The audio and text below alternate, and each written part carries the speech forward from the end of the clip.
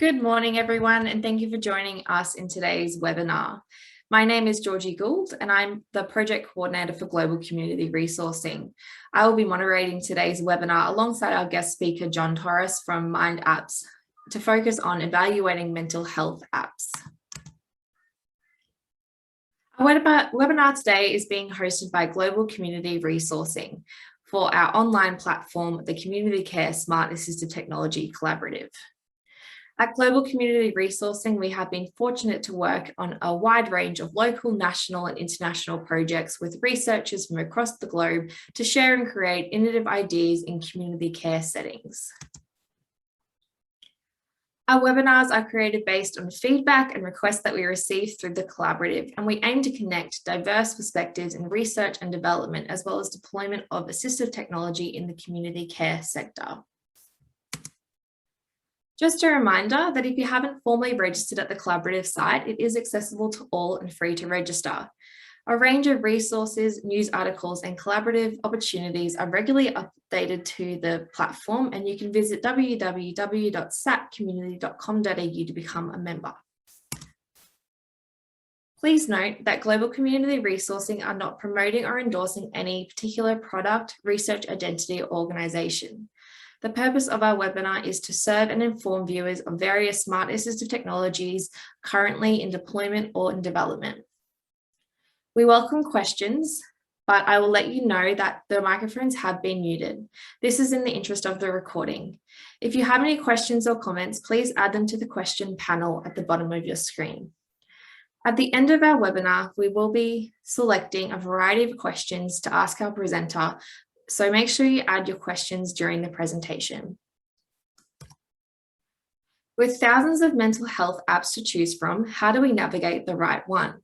In today's webinar, our guest speaker will review mental health app landscapes with a focus on app evaluation and the mindapp.org framework and database.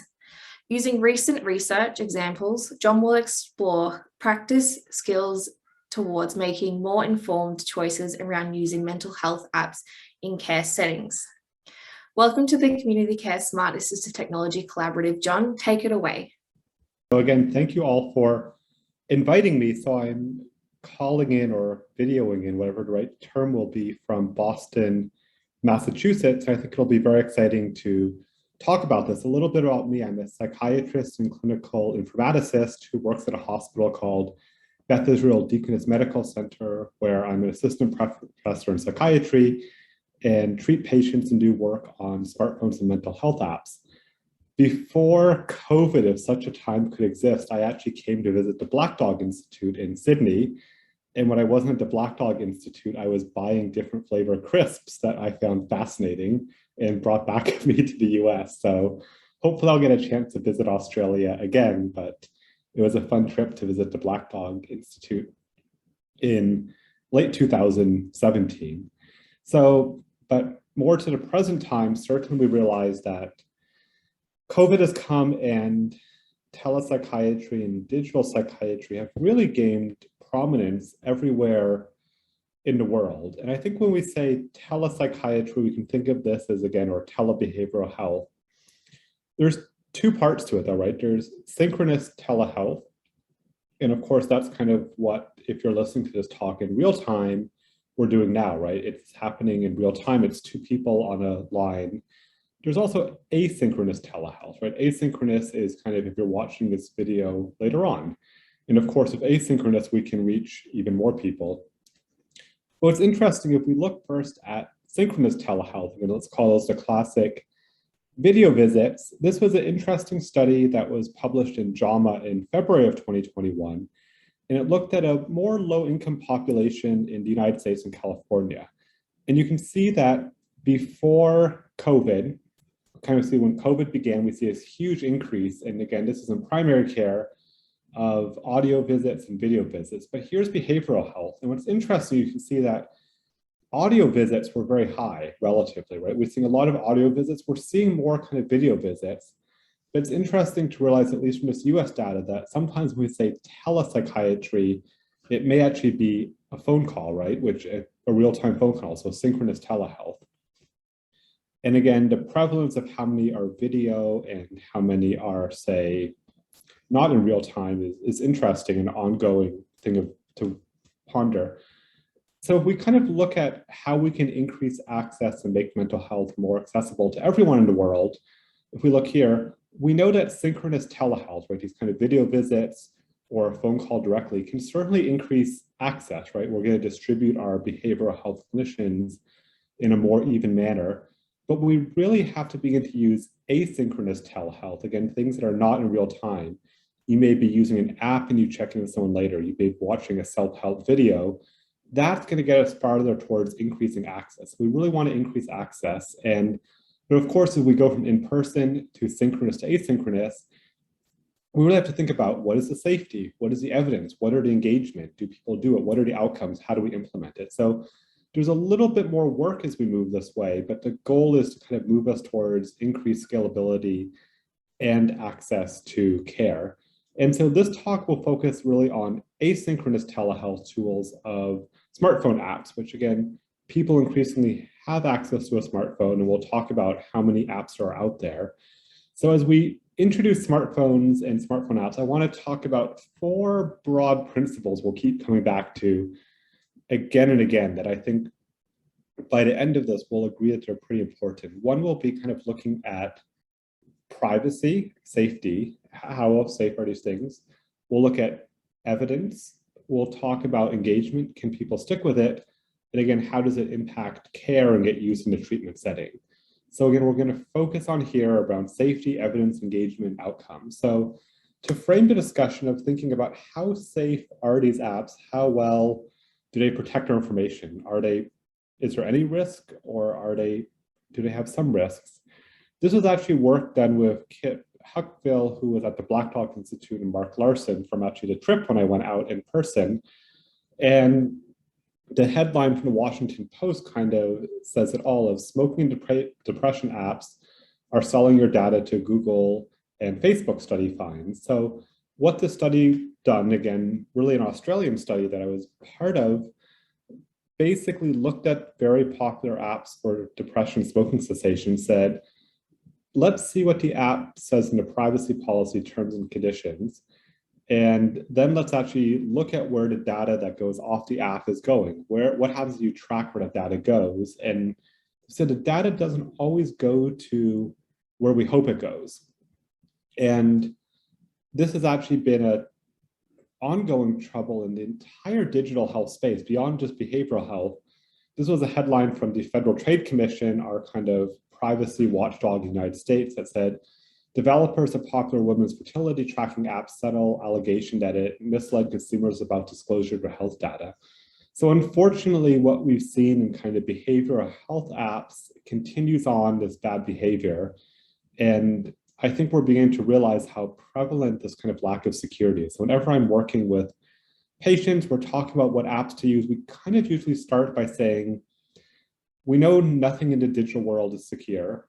You can lose online banking information, there's always risk. But we want to make sure that we can minimize risk when we're kind of using these tools to especially talk about mental health and depending what data that the app is asking for. The second broad principle I think we can focus on is evidence.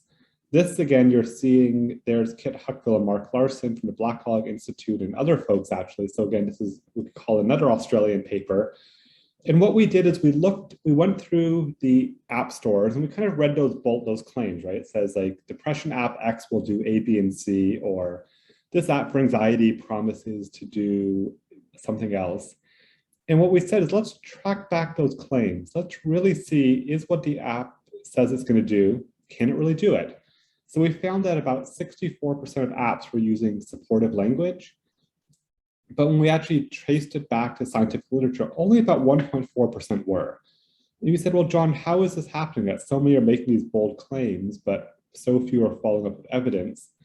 What we found is a lot of them say, well, we're based on evidence-based therapy, and that's it. And they assume that because evidence-based therapy works face-to-face, it's going to work the same way on your smartphone in a self-help manner. So it's kind of like saying, because you loved a book, the movie is going to be great, or vice versa. Again, sometimes it may be true, but unfortunately, learning is sometimes when we put something on a piece of metal, a smartphone, it may work differently than when it's kind of delivered in clinic. And so we have to be a little bit careful about the evidence. This is a fascinating study actually from New York, so not an Australian paper, but they looked at least from US consumers for apps that had over 10,000 downloads. You can see these are apps for happiness, mental health problems, mindfulness meditation, psychoeducation, mindfulness, symptom tracking, peer support. They got market data from kind of a company that will understand apps, and they said, if you download an app, are you going to use it one day later? Or are you going to give up? Are you going to use it 2 days later or give up? What you can see is that of people who download these apps, let's say we look at 10 days, only about 5% of people are ever opening that app again. And you can see in this case, breathing apps are not doing very well. Peer support apps are doing a little bit better. But a point is, if we just give people an app and say, here it is, use it, you're going to feel better, 95% of people are not going to be using it after 10 days. And I think all of us know that many behavioral health conditions that we work with take sometimes more than 10 days to treat. These can be longer issues. So again, it just tells us it's not that apps can't be engaging. We want to think very carefully about it. And the last of the four principles is we really want to think about, we don't want to silo or fragment our behavioral health. We don't want all of our medication data to be separated from our physical activity data, from our health data, from our diet data. We really want apps really to be helping us have discussions with our providers, with our family, people of our community. We want to make app data work for us, right? We don't want to, again, just collect data for the sake of it and we don't know what's happening. So these are four very broad principles, again, thinking about what could be the risks of privacy. Is it really evidence-based? Again, thinking, what is it really going to be engaging? Will I use it and will it really integrate into my care, or is it going to fragment my care? That said, these are broad principles and we'll talk about how to kind of narrow them down. But if we approach an app today and look at any app, and this is based on the US system, and I'll talk a second about what we're seeing in the Australian system, but it's very confusing, the US way of regulating apps, especially for behavioral health at this time. If this figure looks confusing, it should. So if we take a random app that we find, there's this definition in the US called software as a medical device. You'll hear this term more, but the point is a lot of apps just become wellness apps. They say, we're not even going to enter the clinical medical sphere. They may look like they're clinical and medical. They may offer clinical and medical advice, but they self-declare their wellness and they're outside of any regulation. So we don't really know what they're doing. But even the apps that say we're going to enter the medical sphere, we're going to say maybe this app is acting as a medical device. In the US, there's a term called enforcement discretion. And what this means is our Food and Drug Administration, the FDA, says, well, technically you would meet the definition of a medical device, but because it's behavioral health, we're not going to really enforce it. So most of the apps that we'll talk about today, and we'll look at this database of how you can sort through apps to make decisions, it's very hard to really classify them as medical or non-medical because it's very artificial and confusing in the US. Remember, we briefly saw before that the Federal Trade Commission, the FTC in the US, had sued a fertility tracking app. So there's a lot of confusing stakeholders. And last year, I did a small project with PricewaterhouseCoopers, and we're kind of doing a scoping and development of a national digital mental health framework, a consultation paper. So this was written, I think, for the Australian government. You can search for it, you can download it, it's public. And we kind of outlined in this paper, I said the PwC people did the writing on it, but I helped consult from, we kind of looked at some of the issues of what has gone well in the US in terms of developing a digital mental health framework, what has not gone well in the US, and tried to put some of those lessons in here. So I think it's a useful document to read. It can get kind of, it doesn't provide solutions, but talks about all the potential, all of the pitfalls, what could work, what couldn't work. And I think you'll see some of the themes we're going to talk about coming up echoed in here, probably because I asked that they be put in or I advocated for them. But this is just a random screenshot, again, looking at some of the barriers. And you'll see it's dealing with some of the local issues and populations. But I think it's an important report to read. And I think the next steps of it, I think the government has to review it, but certainly it shows that the Australian government is certainly thinking about this issue of what to do with it. So when we turn back again more to the motivation now of, we looked at those broad principles, and I showed you with Mark Larson, the Black Dog team, we said, well, some apps maybe aren't evidence-based. And you could say, well, John, that was 3 years ago. That was before COVID. Did anything even exist before COVID? What's actually happening in these apps today? And unfortunately, a lot of things have not changed from those kind of 4 guiding principles I showed you. This is a report from a magazine in the US called Consumer Reports. And Consumer Reports is really is what it sounds. It's a consumer magazine. And they'll rate things like toasters. They'll help you say, what is the best toaster? What is the best toothbrush? What is the best air conditioner to buy? What is the best faucet to buy? They decided to look at mental health apps, which is interesting. And when they looked at mental health apps, they kind of did a repeat of the work of looking at the privacy and security. And clearly a green is good, X is bad. You can see they looked at some, at least in the US, some popular apps. And you don't see a lot of green. You see some green, but a lot of X's. And that tells you that even in 2021, and if you Google Consumer Reports mental health apps, you'll find the January 21 report of this. We still have some issues to go. So it really does beg the question, right? How are we going to find, of all these different mental health apps out there on the Google Store, on the Apple Store, what is a good one to use? What's one that could be safe, that could be evidence-based, that could be engaging? What is one that could actually kind of benefit care? And how do you avoid some of these ones that maybe are not going to respect your data, right, to the degree that you want? And I think it's a very challenging question. There's some efforts where we won't talk about them, but they'll say, well, if you Google best app for depression, you can try it right now. If you're listening, you can pause and see what comes up if you search best app for depression. You can do a best app for anxiety, best app for eating disorders. You get a lot of interesting lists that come back. And if you look at these lists, there's 2 problems with them. First is they're usually long out of date. If you think about how quickly apps update and change, and when these lists were made, they're often just inaccurate. The second problem is, again, who's actually telling you that's the best app for depression? We would never tell someone the best medication for depression is always X. The best therapy is always X. The best lifestyle intervention is always X. We would usually work with someone to figure out what meets their personal needs, their cultural needs, their preferences. And in some ways, we need to make sure we're doing the same thing around technologies we're recommending them. So again, I think if we're just handing everyone a list and saying this is the best app for everyone in Australia to use, it's really not thinking about people's individual preferences or values, right? And if we think about, we really have to think about who is the person recommending it to. And if we pick an app and say, this is the easiest to use app, again, who is that for? Is it easy to use people that are like us? Is it what we think other people think are easy to use? It's really, really tricky. And if you think about it, we end up making a lot of cultural assumptions as we go too far down to kind of making these lists or scoring systems. And towards that, again, we've taken these principles of there's no A+ app or medication, there's no A+ medication or therapy, there's not one app. As we know, different people react to and use apps differently, different clinical needs for the same target, and apps are constantly updating. So using these kind of guiding principles of what to do with apps, with the American Psychiatric Association, we made this framework. And again, this framework kind of goes back to those things we talked about before. We want to find apps that have low risk, that don't take our data, that have high evidence, that are usable, they keep us engaged, and they kind of meaningfully share data with the right people, they integrate into care.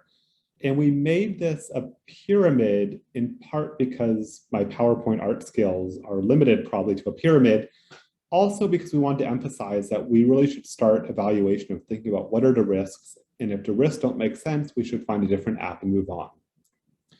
If we think that the risk makes sense, we should look at the evidence. If the evidence doesn't meet the demands, we should, again, start again and look for something else. There's kind of a hierarchy to this. And This framework was endorsed by the American Psychiatric Association, and this is a very long website, psychiatry.org, Psychiatrist Practice Mental Health Apps App Evaluation Model. But if you type into your favorite search engine, something around APA and mental health apps or app evaluation framework, you'll actually come to an entire page that the APA has built that has a lot of videos and resources and detailed information, handouts about this framework examples. And it can be a useful resource to quickly learn about what to look for in an app and what to spot for it. We recently, in April of this year, redid or updated the app evaluation framework. What's interesting is we invited a panel of folks some were psychiatrists, but some were people with lived experience of mental illness, some were social workers, some were nurse practitioners, some were psychologists. So it wasn't just psychiatrists. And what we did is we kind of said, we still like this basic framework, but we actually made a very brief screener to find if an app may be useful or not useful. And we also updated the questions to kind of reflect the most recent evidence. So that, again, is free on the website. We also have monthly webinars through the American Psychiatric Association. Clearly, the April one has passed. We had one actually last week with Margaret Emerson, a nurse practitioner from University of UNMC, University of Nebraska Medical Center. So it's an interesting resource, but one thing that we learned and we've done with kind of using this app evaluation system is we know that there's a lot of apps. We think there's up to 10,000 behavior-related apps. So we've basically set up a system, and you can read the paper here. It's open source, but imagine if you ask all the people in your community, your practice, your group, your clinic, you say, what are all of the apps that you're interested in using? You'll get some large amount. You can apply something like the APA app evaluation framework or the database we'll talk about to kind of narrow it down to say, well, you proposed 100 apps as a team and 30 apps made it through because 70 of them did not kind of meet the base for privacy or for evidence or for engagement. With that smaller number, you can do hands-on evaluation and kind of say of those 30 apps, maybe 6 of them look kind of interesting. We actually used it. And then you can almost make templates or guides or local guides that say, here's apps to consider. But the trick is you always have to update these lists of apps if you build one.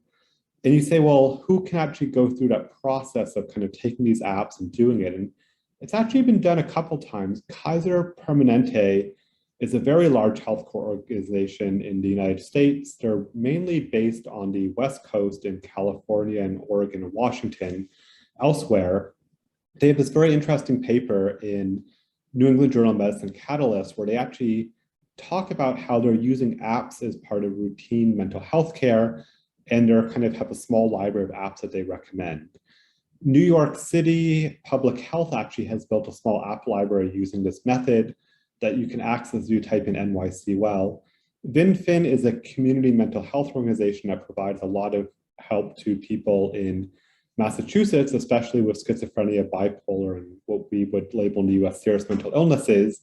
And they've built this interesting app library. And again, they've all used principles of the pyramid model or the app evaluation model, but they've all, again, crafted it to make sure it meets their local organization needs. And if you look at these 3 app libraries, they're very different, and that's a good thing, right? Because we're not saying what a Kaiser Permanente, what New York City needs, and what a Boston Community Hospital needs are all a little bit different. But we've certainly had feedback and heard that people said, well, we like that the APA has this model, but it's a little bit time consuming to get a group to apply it. Could we have a database where we get some quicker answers? That would be very useful. So you can imagine that it would be nice to have kind of some self-certification. We're using it, we're updating in real time, we're giving feedback to app developers. Could we kind of automate some of these processes so we don't have to do as kind of much hands-on deep dive evaluation? And again, to look back again, why we don't want to we have to be careful because we don't want to just give a score. We don't want to say, right, these are the 5-star apps or this is the A+ app. It can be very subjective, right? So we're starting to score apps on ease of use. What does ease of use mean to who, and why would ease of use be worth 1 point or 2 points or 3 points? There was a paper that compared 3 of these kind of app scoring systems, one called Mind Tools, one called CyberGuide, and one called Orca. What you can see is they didn't really converge on that many apps. And if you look at how many days since last updated, you can see CyberGuide, it was about 600 days is the average recommendation. That's how old it is. So if you're telling a patient, here's an app that has a score on CyberGuide, you're really giving them something that's almost 2 years old. On Mind Tools, it was over 714 days old, and Orca is 109 days old. So not as bad, but again, it can be tricky. So one challenge that our team had is we took the APA app valuation model and we said, how are we going to take something like ease of use? If we're working with a patient face-to-face, we kind of can say, hey, what would be easy for you to use? Let's talk about that. So what we realized is we could turn ease of use into engagement style. And the reason we did this is, again, we want to be as objective as possible. There's always some degree of subjectivity. But we could say, does the app in front of us have peer support? Yes or no. Does it support text messaging? Yes or no. Does it offer kind of screener and scales and surveys? Yes or no. Is it real time? Yes or no. Or is it asynchronous? Is it video based or not? Is it gamified? The idea of these questions isn't to pass judgment to say an AI-driven app is better or worse. One uses music is better or worse, but we said if we could code enough engagement features an app does, we could eventually just search and say, show me all the apps that have gamification and text messaging. And we could find those, and then that could be the one that we're looking for. So to give an example, right, if we're working with a patient, say, John, I want you to use this app. I know that engagement can be tricky with apps. You may think they're easy to use, but data says that most people stop using quickly. What are things about apps that you really like that you use? And maybe I'll say, I really like apps that give me text messaging, that I can text people in video. So again, it would be useful to say, hey, this is the app that offers both those features, right? So if we had coded which apps offer these features, we could figure that out. So in essence, that's exactly what we did. We took the APA app valuation abstract questions in those 4 layers, and we broke it up into 105 individual questions. And you say, well, why 105 questions, John? And the reason is we want to get everything as binary yes, no as possible. It's not perfect for all questions to be perfectly yes, no, but we got pretty close to it. And you can see that we had pretty good kappa interrater reliability, in part because these questions were kind of yes, no, they're pretty simple. So we tested this on 150 apps. And I think this is where we can actually go try it or take a look. So this is mindapps.org. You should be able to go to the website right now. And what you can do is you can kind of click the filter and say, show me all of the apps that offer CBT and mindfulness. And what it'll do is it'll say, here's the apps that offer that. There's also 88 filters here. So you could say, well, show me all the apps that are completely free, that have all the privacy features, and that offer CBT, and that track mood, and that connect me to a therapist. And you'll probably get 0 that come back. And then you can say, well, take away the ones that are completely free and show me the ones that cost money.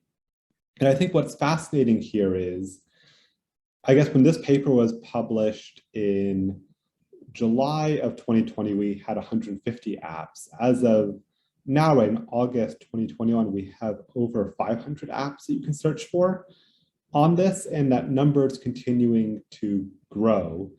But again, there's almost, there are at 105 questions for every app that we could search for. By 500 apps, there's more than 50,000 data points to search through. There's no need to search through all 50,000, but you can see right by looking at the filters, we could say, what are the features? Find me the apps that track mood, yes or no, track medication, yes or no, track sleep. So the way that we recommend using this is not to answer all 105 questions, but before to say, what am I looking for in terms of cost? I know this person wants an app that's free. I know they want an app that supports PTSD.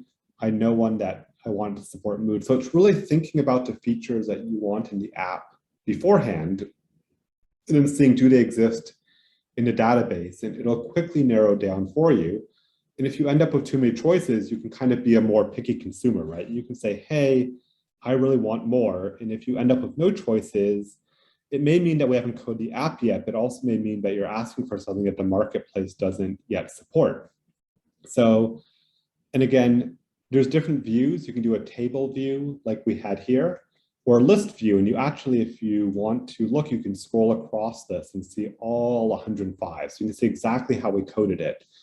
If you ever see a problem, you can click this and say, hey, we should fix it, and we'll fix it pretty quickly. We're not perfect. We certainly make mistakes. If you want to see the rating history of how often we've updated it, you can see it here. If you want to see more details, you can click here. There's two things you'll notice that we don't show. We don't show the number of stars, and we don't show the number of downloads. And that's actually on purpose, because we think those are popularity metrics, and things that are popular, sometimes they're good, but sometimes because something is popular doesn't necessarily make it a better tool, a safer tool.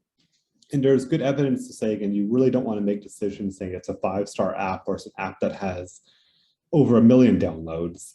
So we think it's sometimes the table view can be a little bit easier, but this view can be interesting when you kind of can scroll across. And again, you can really see where all the data is. Every data point you can track back and see it. And again, we really do appreciate when people say, hey, app has changed, or can you code one of these? You'll also see when we last updated it, so you can make sure the information is current. So this is more of the research that we did. We updated, so the evaluation framework, a scoping review. So we looked at a lot of other app evaluation frameworks out there, because there's many ways to rate these apps. And I think because we have so many questions in this evaluation framework, right, looking at each app across 105 data points, we really do cover most things that other evaluation frameworks have.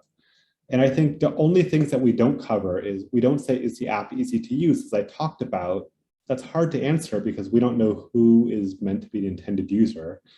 We also don't have, is the app visually appealing? Because again, beauty is in the eye of the beholder in some ways. So you can see that most of the other things that were in 26 frameworks we have up here, it's green are the ones we don't have. And again, some things like a risk-benefit analysis we don't have because you have to make that kind of in the context of it. And then one question we wish we had, we don't, is the app kind of backed by, was it built with peer support, with peer engagement? Did people with lived experience have a role in developing it? We think that's a very important question. We just don't know a good way to easily find information and code it as yes or no. There's not kind of a reliable data source for that information.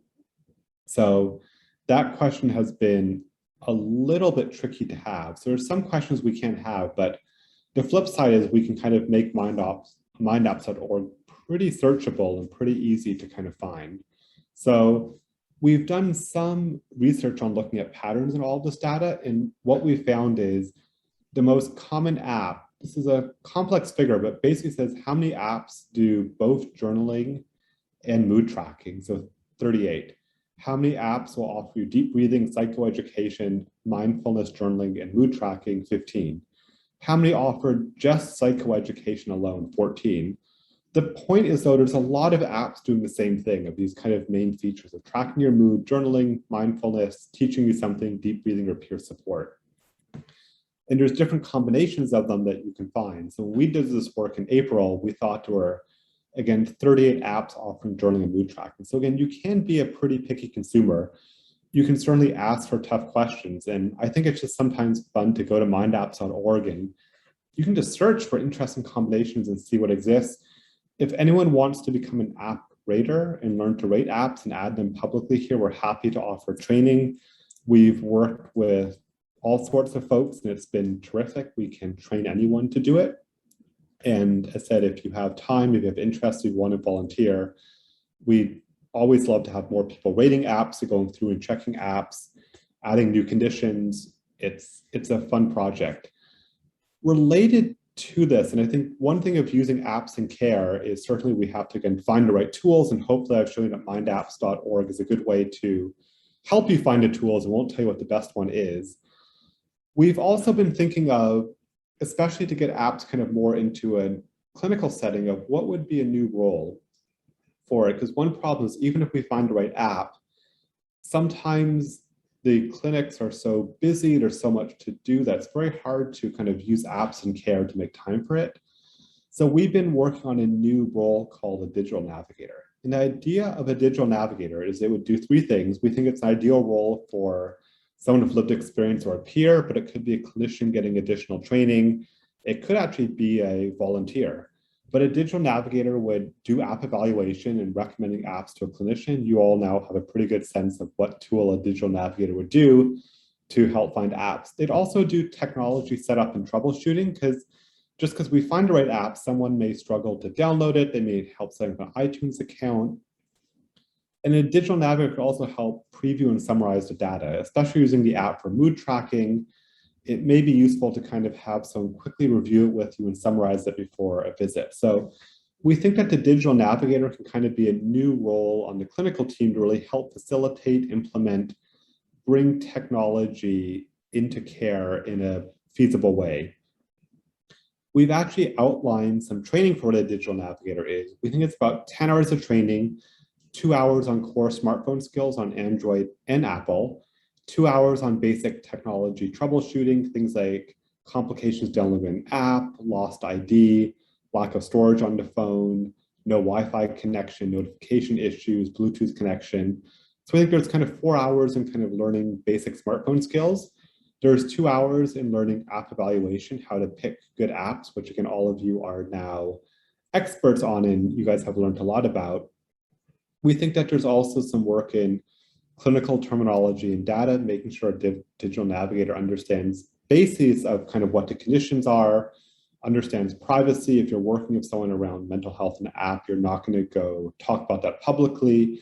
Things that you would kind of learn in a basic hospital volunteer role. And then some engagement techniques, again, around, say, motivational interviewing and other efforts. So it's an ongoing effort training digital navigators. The Greater Manchester Mental Health Trust actually has been offering this for a while, and I think they've been doing a very good job. They actually give out these cards. If you finish the training, you get a digital navigator card. So if anyone's interested in kind of learning to support this kind of training, we'd be happy to do it. We're doing it with a project called SMI Advisor, also in the US.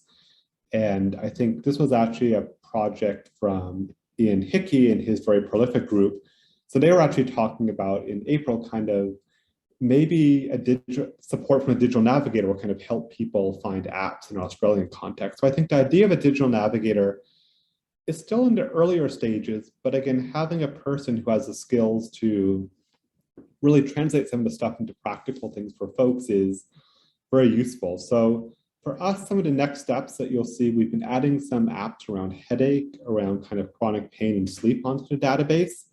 We've been building out more webinars that you can find on mindapps.org and kind of an online hub. We're working more into digital navigator training, as you saw, to try to expand it and have other sites train and have it up and running, and again, to offer new educational efforts as well. So I'll conclude with mindapps.org is there as the website for you to explore, and that's my email. I probably check email far too often. I need to commit to go less on it, but it's a pretty easy way to reach me. So we'll save some time for questions right now. So thank you. Thank you so much for your presentation, John. I know that our collaborative will find it extremely valuable. To undertake our question time, I am going to hand over to our chair, Anne Livingston, to ask some questions from today's presentation. Thanks, Anne. Thanks, Georgie, and thanks, John. What a presentation.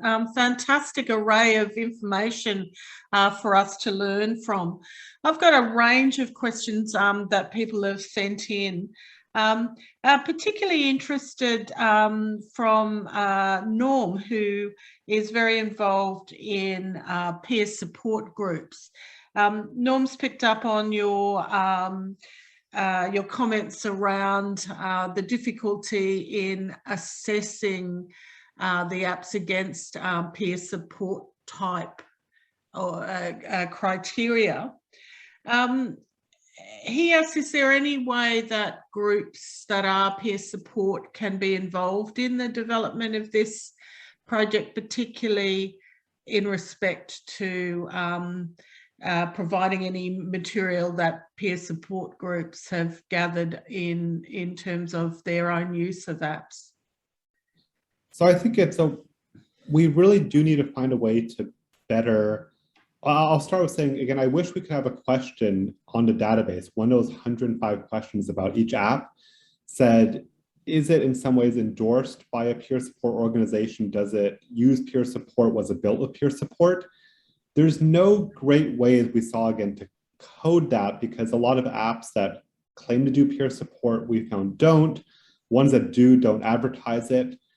I think what would be most useful in some ways is, even if we could have more people from the peer support community initially learning, rating apps and updating them, I think by going through a couple of them, I think people of different backgrounds and experiences and perspectives would say, hey, I see a new thing we can add to the database. I see a new column, right? I see a new question we could do. And I think we'd be happy again to work in a community and say, hey, let's brainstorm how we can do this. We also let anyone that rates an app and goes through the 105 questions and takes the time to rate it and let us post on the website. We do let people post their own subjective comments as a rater. And again, we realize we're not going to pick an app based on subjective comments, but if someone has gone through the app and taken the time to rate it, they can write a little sentence or a couple sentences saying, hey, I think this app is good because of X, Y, or Z. I was worried about A, B, and C because we know that these checkboxes and numbers can't capture anything. It just makes it easy to search. So I guess one suggestion would be reviewing some of the apps if you see issues we have, but if there's great peer support apps we also don't have, we're willing to put those up and have our teams rate them right away. So a couple ways to engage, but I think the peer support community can really become the leaders in this digital mental health space. Thanks, John. Another question from Wendy, who's got a particular interest from a consumer point of view for older people. Does your analysis of the apps also look at the different applications of apps to different age groups? So right now, we don't look at different age groups. We don't separate apps that may be more appropriate for children based on younger adults and older adults. In part, what we've learned is sometimes there's a stereotype that only younger adults want to use apps. And what we found, and there's actually decent data emerging across the world on it, that older adults actually stick with apps more and thus get better benefit. Younger adults may be getting so many app notifications and messages that it's harder to stick with and engage with an app. So we're certainly advocates that any age group can use apps, and we realize that sometimes many people, for many reasons, can have vision issues, may have tremor, and those will be things that will block engagement. But we don't have a code where it says this app is better for someone in a certain age range. Again, we have the features to say, I'm looking for an app that, say, has voice or video as a feature that people may want. But to answer your good question, we don't have that today. Thank you, John. Now, this one is from Bev. Bit controversial. In the world of innovation and the massive innovation that we've seen since COVID, in your wildest dreams, John, do you ever think apps will replace clinical interventions? So it's a good question, but again, if you think of that early slide where we showed that 95% of people stopped using apps after 5 days, or 10 days, I apologize. If apps were really going to replace everything, it would have happened before with self-help books. It would have happened with computer-based therapy, with internet-based therapy. So I think if anything, apps make it a little bit more convenient, a little bit more accessible, but I think there's always this kind of techno fantasy that the app can replace everything, that we have finally found the magical bullet or the digital kind of panacea. But if you kind of sit back and take stock and say, well, what works, what doesn't work, how well do these apps do? They're probably going to be very good for augmenting care, for expanding care as an adjuvant. there's not yet good data that's emerged anywhere in the world that kind of an app alone can kind of transform outcomes in a meaningful, substantial way. And that's not to say maybe as we develop better apps that learn about engagement, we use more features, we'll get more powerful ones. But based on the best science and evidence we have today, say in August 2021, they're not going to be able to replace. And if I just think of work that Ian Hickey and his team at Sydney or Black Dog Institute in Sydney or University of Melbourne are doing, I know we've done work with Monash University. I think most people are thinking about them as kind of augmenting, extending, not yet replacing. I will end by saying if there's a very famous quote by a physician called Warner Slack that said any doctor that can be replaced by a computer should be. And there's value to that. But again, I would say we don't want to replace things that aren't ready to be replaced yet. So if the apps can't do this, they shouldn't. If we get to a point where apps really can offer better scalable care, then of course we should use technology, but that's just not today. Thanks, John. Comment from Robert here. Thanks, John, for focusing in on the importance of the timeliness of the information. I've used many benchmarking sites and have been disillusioned that the material is often very out of date. He comments it's a massive job to keep it up to date, but it's a massive drawback if the information isn't up to date. No, exactly. I think that's why in part we've kind of made these questions be yes, no, and easy to search. It's easy to search, it's easy to put in a database, but it's also relatively easy for our team to update it.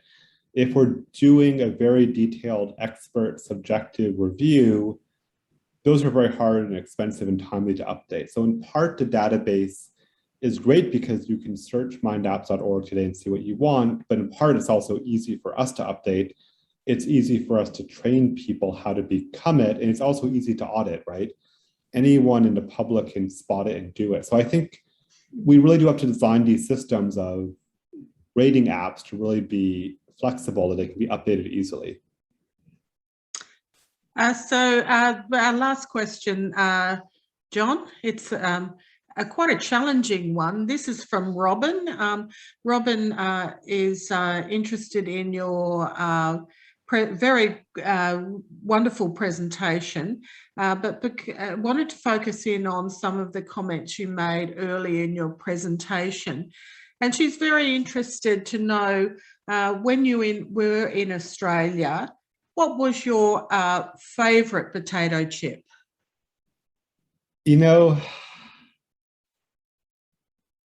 let me go back to I have to pull up, there's a photo I have of it. I think there's one called Quasars, by Walkers. I may be messing up on that one. That may be an only British one, but there were some very interesting chicken flavored ones that I thought were delicious. I will say I brought some back to my spouse who said, "This is all you brought me back from Australia? You brought me back chicken flavored crisps?" So I can recommend that as not a useful thing to bring people back from international travel. Thanks, John. That's hilarious. Thanks for your presentation today, John. Great material you've provided. And I'll hand back now to Georgie. Thanks, Anne. And thank you so much for your presentation, John. Hopefully when you're back in Australia next time, we'll have some more crisps that we can provide you and have a couple of taste testers. So we will be posting today's webinar on the Community Care Smart Assisted Technology for anyone that wants to view the webinar again or hasn't had the chance to join us today. So if you haven't already done so, please go online and register today. You'll also gain access to hundreds of resources, exclusive events and forums on assistive technology and innovation in community care. If you have any further questions or inquiries, please email our research team at sat@communityresourcing.com.au. Once again, I would like to thank the members of the collaborative research team in the background and also our guest speaker today. Thank you everyone for attending today's session.